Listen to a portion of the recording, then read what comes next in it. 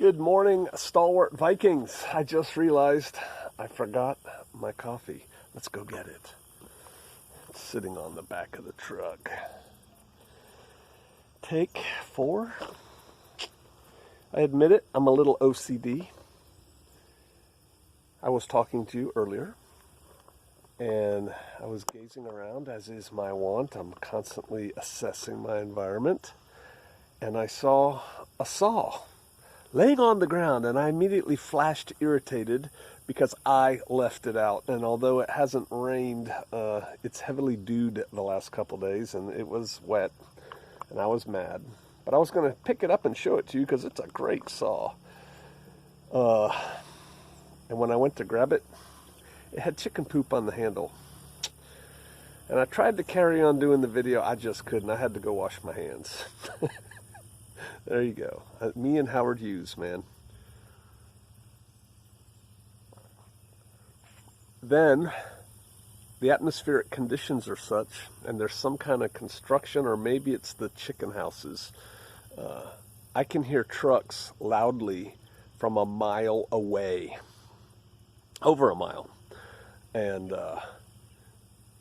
it was disturbing my shalom. So I had to stop and start over. What I want to talk about to you all today on this gorgeous shaping up to be day on Shofar Mountain, it really is shaping up to be nice. We're getting into that time of year where it's not stinking hot every day. Yeah, I like it. Lessons learned. I worked for a while on special operations lessons learned. It was my job. And basically, you look for things that people are doing right and wrong, lessons, and then you look at all aspects of it, you collate it, you get it together, you write a cool report, and you send it out to everybody so everybody can learn from the good things and or the bad things that other people are experiencing, doing, failing to do, whatever, with the goal towards making us all better. And then we would do the little Jedi, when is a lesson truly learned? When behavior is changed. Do you have a teachable spirit, or do you know it all? Do you think you have this all figured out and I don't need to hear nothing you have to say there, you damn Yankee? Right? There's people like that. Closed-minded people. Do you have a teachable spirit? Because if you do, that enhances your survival quotient. If you do not, if you are closed-minded, that decreases your survival quotient. Which one are you, honestly?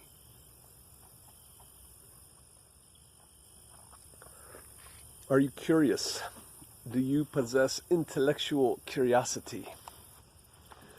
Do you seek self-improvement in all things? Do you seek organizational improvement? Is that your attitude? Or is your attitude, this is the way it's always been, this is the way it needs to be, let's not change anything? Man, you can take that as big as you want, right? A technique, and I always thought it was cool. I might tell you a little story. I'll tell you a little story. You want to hear a story? We got a little bit of time. At one time, I was a Special Forces company commander, major, and I had 2 peers, 2 other company commanders, majors, in my battalion. And whenever something would occur, usually negative, vis-a-vis me being the company commander, I, in the spirit that if you've been here for any length of time, have figured out by me now, would share with other people, in this case the 2 other majors, so that they wouldn't make the same mistakes. Example, and somebody even had a picture of it here. We had a weird battalion commander, and I didn't like him, but I'm trying to let that go. He decided, by God, every time we parked our vehicles, and at that time, we didn't have a lot of vehicles, okay? Every time we parked our vehicles, you will have a drip pan underneath it. Regardless of the fact that oil drips from lots of places, and at the moment, none of our vehicles are dripping oil, but okay. And so we got these rubberized drip pans. They are actually on a chain, so they couldn't get thrown away or something. I don't know. And he said that in the motor pool, have all your vehicles have drip pans on them.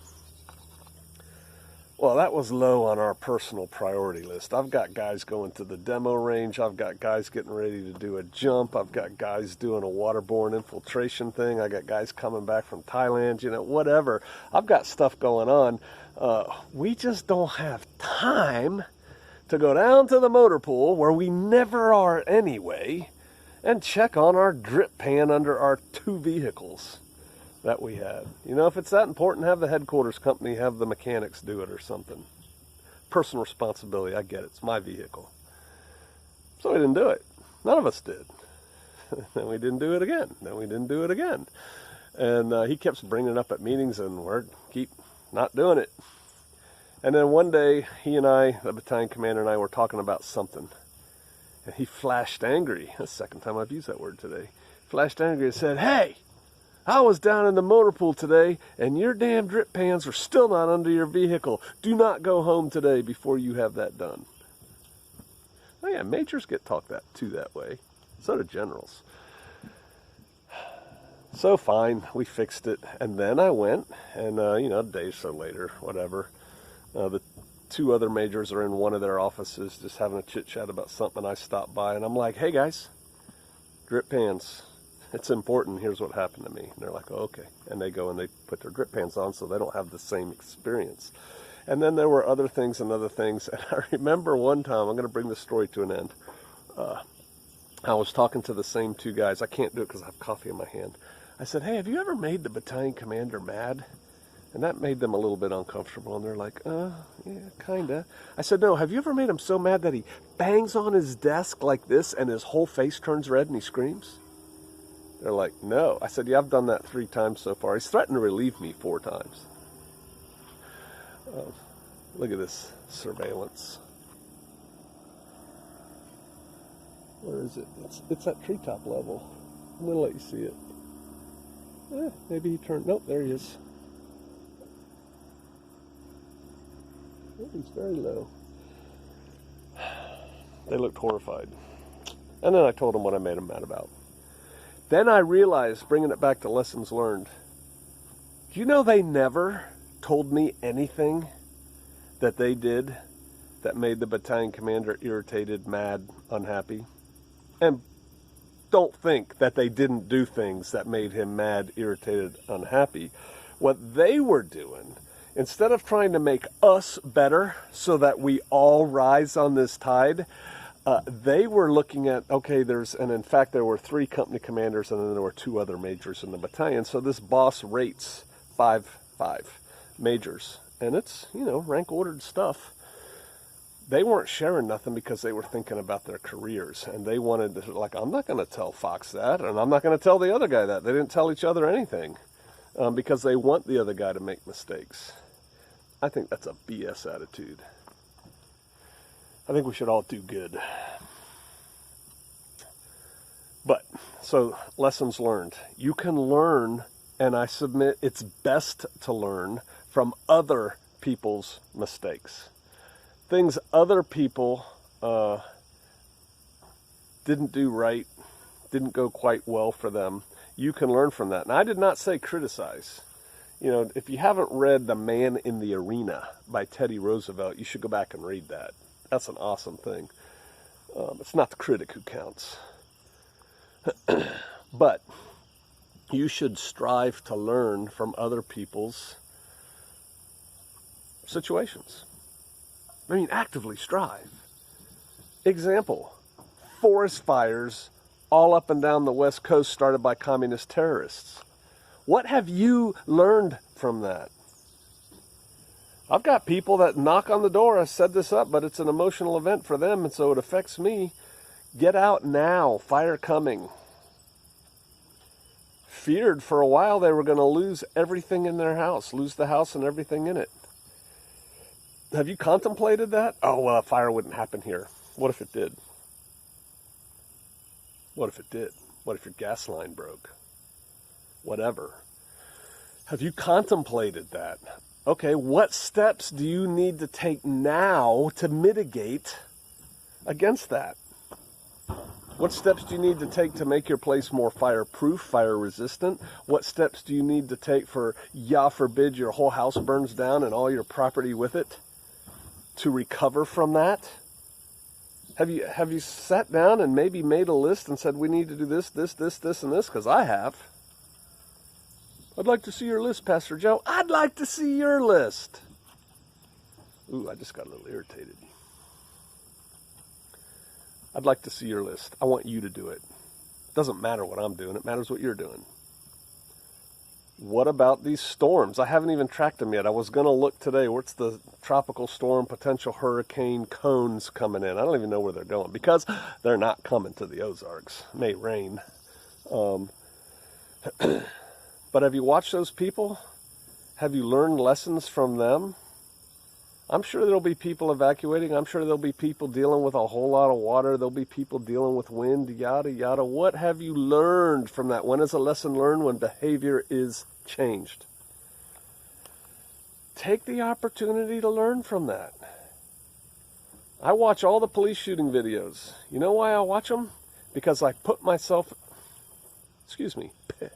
I put myself in the police officer's position when I'm watching it. And I'm thinking, what would I do in this situation? Oh, that went bad fast. I just watched one yesterday. It was horrifying. I had to watch it like 3 times. It happened so fast I couldn't realize what happened. 2 police officers are trying to get an uncooperative suspect out of a car. They pepper spray him twice. They tase him once. He's not coming. A struggle ensues. I guess he got the one cop's gun out of his holster and he shot them both. The one guy died and the other guy's in critical condition. Happened very quickly. It's not how I would have handled it as a police officer. I've never been one to say, I'm not going to tell you again, get out of the car. Get out of the car. I mean it.